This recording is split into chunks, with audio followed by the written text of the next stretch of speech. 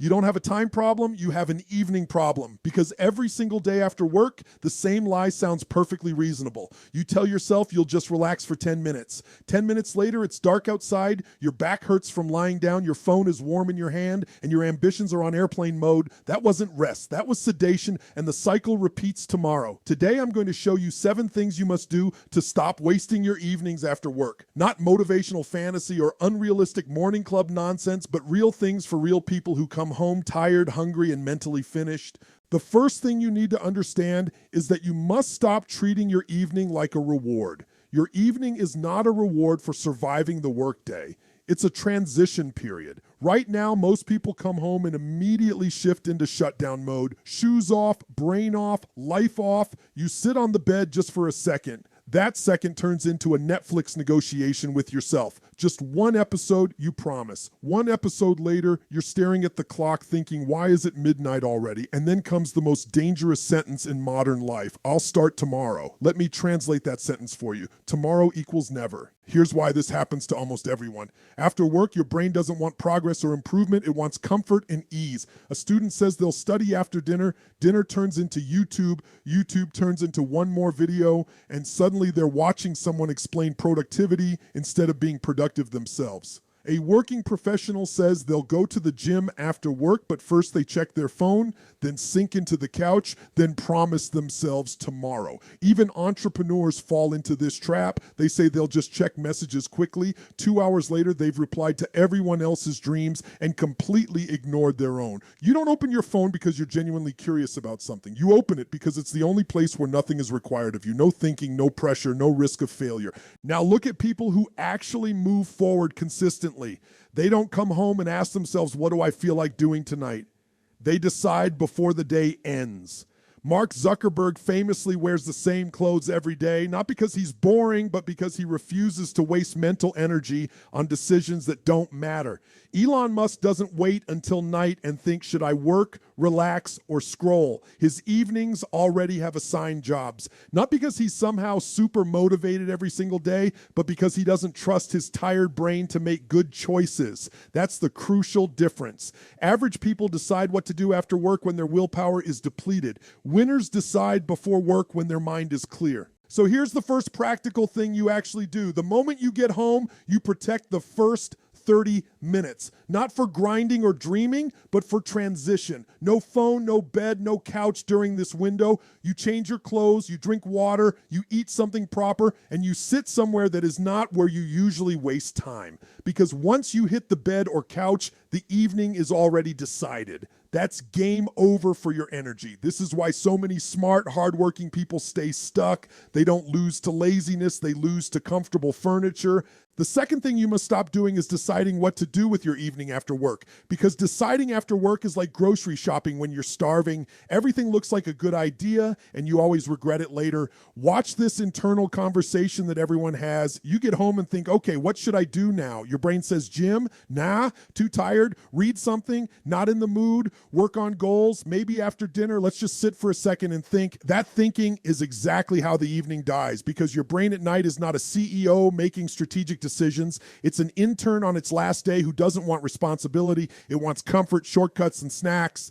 And yet every evening you give this exhausted brain full control over your future.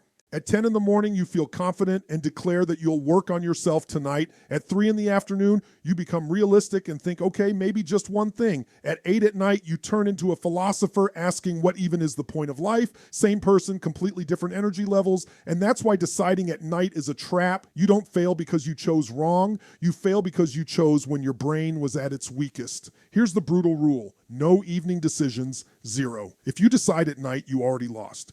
Decide before the day ends, in the morning or afternoon, what you'll do, when you'll do it, where you'll do it, and how long it will last. So when you get home, there's nothing to discuss or debate. You don't think, you simply execute. Think of it like autopilot on a plane. When turbulence hits, the pilot doesn't start arguing with himself about what to do. The system takes over. That's what your evening needs, a predetermined system. The third thing you must stop doing is letting your phone end your night for you. Because right now, your phone decides when your day is over, not you. You don't consciously say, I'm done for the night, and choose to rest. Your phone says it for you through endless scrolling.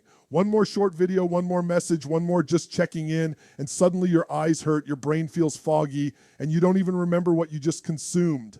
That's not entertainment or relaxation. That's your night being stolen in small pieces you'll never get back. Here's something uncomfortable. Your phone is not ruining your life during the day. It's ruining it at night, because night is when momentum for tomorrow is decided. Sleep quality, mood, discipline, and energy are all determined by how your evening ends. If your phone is the last thing you touch at night, it will be the first thing controlling you in the morning. So your night must end on purpose. You choose a specific time, you choose a final action, and after that, the phone is done for the night. Not forever, not dramatically, just done. Put it away, charge it somewhere else, and let your brain power down like a human being, not like a device that never closes its apps.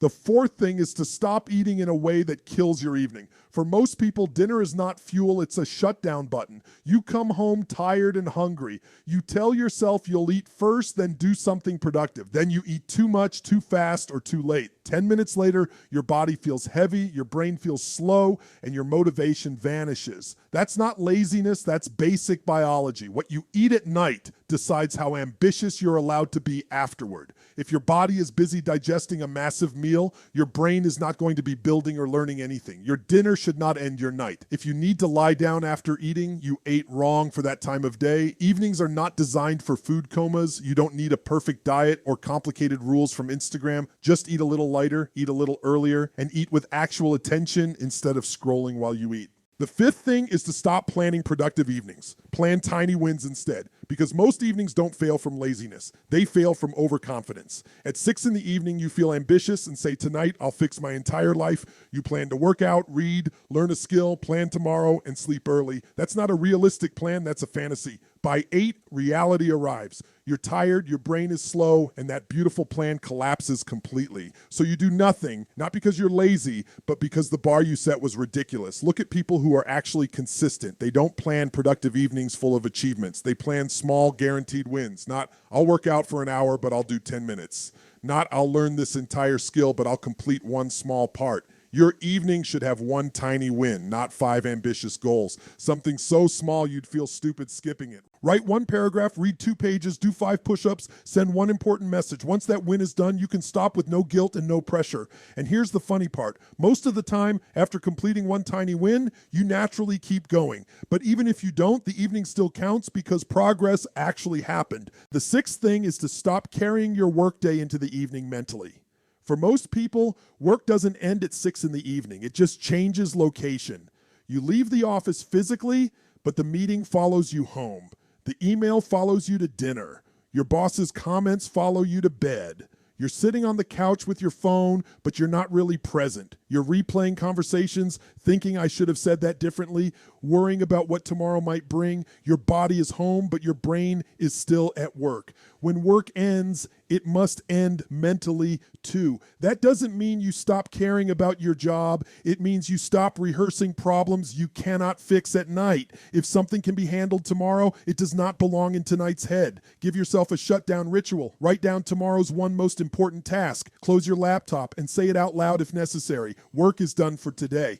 Because if you don't end your workday on purpose, it will bleed into everything. Your evening, your sleep, your motivation, and eventually your entire life starts feeling like one endless shift. The 7th and final thing is to stop going to sleep telling yourself a story that keeps you small. Every night before you fall asleep, you say something about yourself, sometimes out loud, but mostly in your head. I'm just tired. I'm not consistent. I always start and stop. I'm just not that kind of person. You think these are just passing thoughts. They're not. They're decisions about your identity. And you repeat them every night like a bedtime story, gradually memorizing them as truth. Your brain believes the last thing you tell it before sleep. Not what you said in the morning, not what you promised yourself during the day. The last sentence wins and shapes tomorrow. Never go to sleep with a negative conclusion about yourself. Never. You can say today was messy, today was small, today wasn't great, but you do not say I'm a mess, I'm lazy, I always fail, because those sentences don't describe the day. They design the next one. If nothing else went right today, you still tell yourself one true thing. I showed up, I didn't quit, I'm learning, I'm getting better. Not empty hype or lies, just truth framed forward. When you fix your evenings, you fix how days end.